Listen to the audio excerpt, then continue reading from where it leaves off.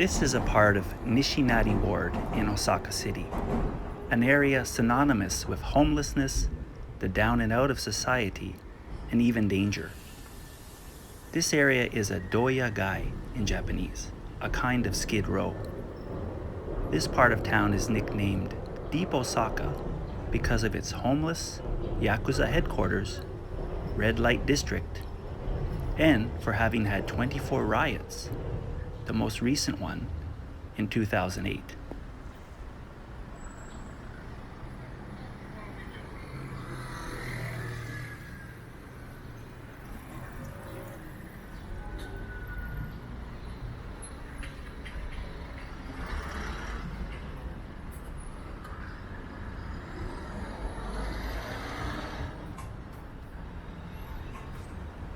From the 60s to 1989, when post-war Japan was the economic miracle of the world, there were many jobs available, especially in the construction industry. Men from Osaka and from all over Japan came to this area to find work as day laborers. They would gather early in the morning to be recruited, often by a local gang member with ties to the construction industry.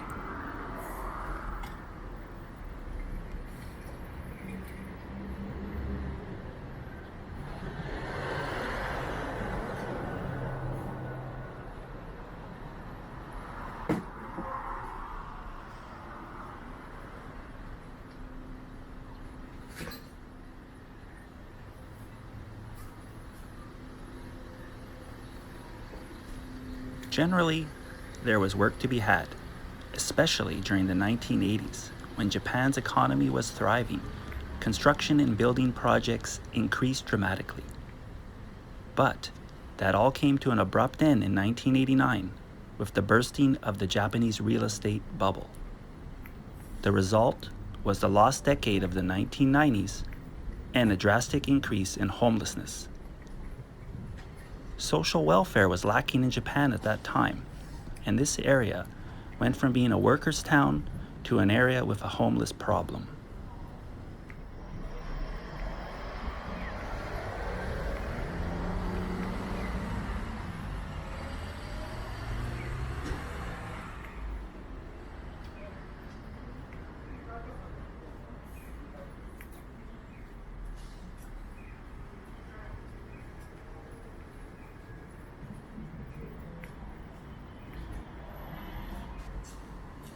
In the 2000s, Japanese social welfare improved, and this area became a predominantly welfare town. In the last few years, tourism had increased drastically, and this area became popular with backpackers taking advantage of the cheap daily rents available.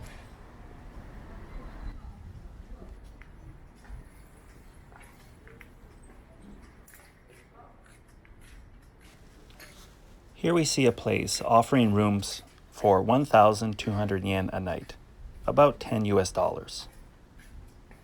Some rooms can be had for even cheaper at around $7 a night. This area of town also has many public bathhouses, coin laundries, and locker rooms.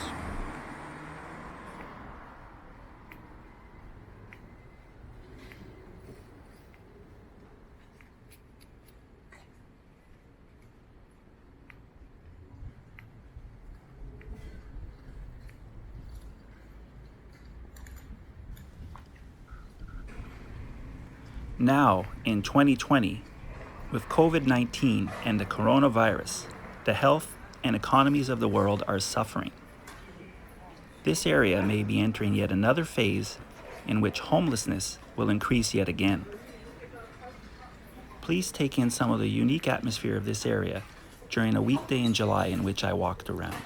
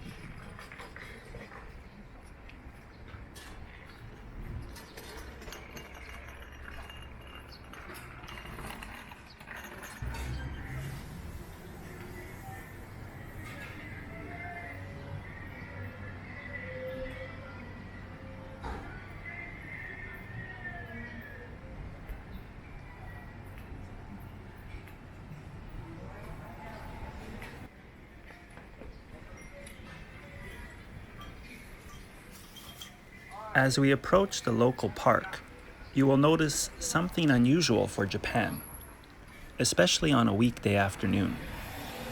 Usually, at this time of day, a park would be empty except maybe for someone walking their dog or a parent playing with a young child. But this park has many older men just gathered around, hanging out, talking and playing cards.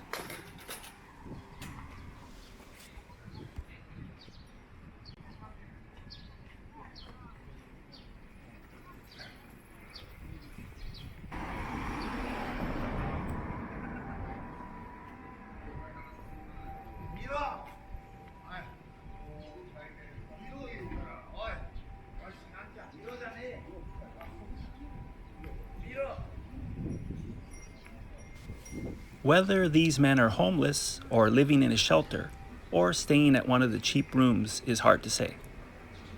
But there are some makeshift shelters in the park, so some men do live here.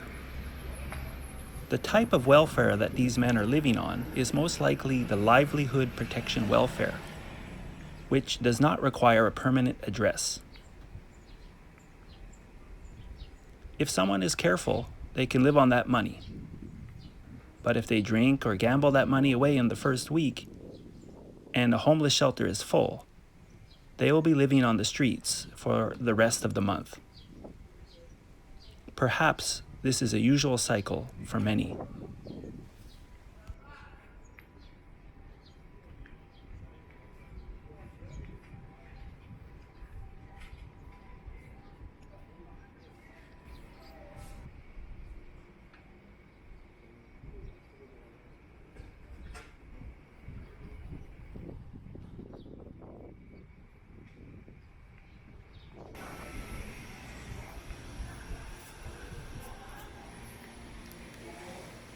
The livelihood protection welfare system is enough to get by, as it supplies about $800 a month spending allowance plus $500 for rent.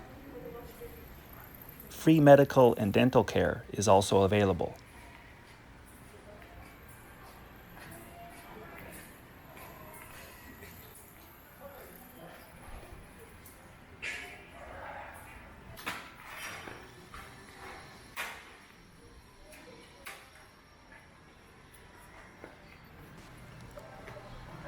Inevitably, some people still fall through the cracks and end up on the street and homeless.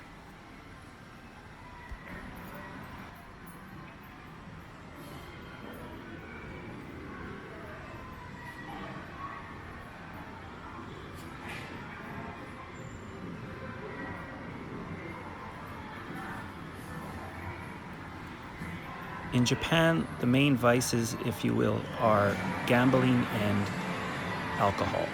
Gambling often on horses, or here we have a pachinko parlor. Pachinko, digital pinball, is thought to account for 4% of Japanese GDP.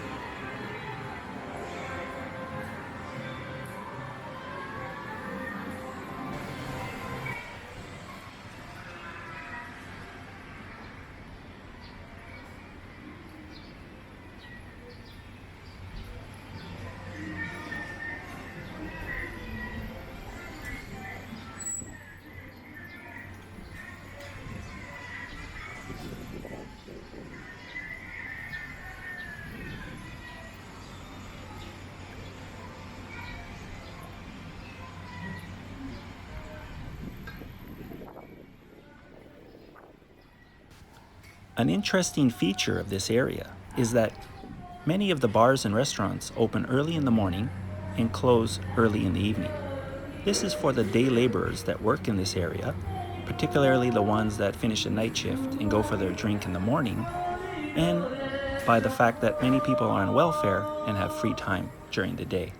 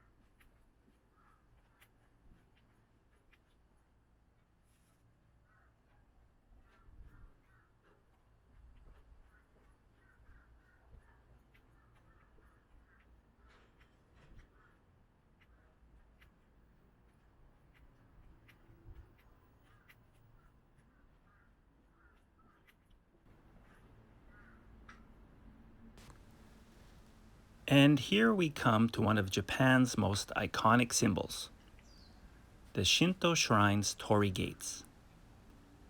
There are over 80,000 shrines in Japan.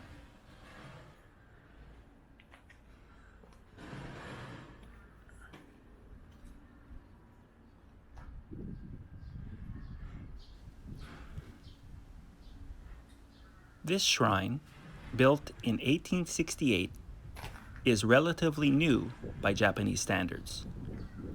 It is called Matsunoki Daimyojin,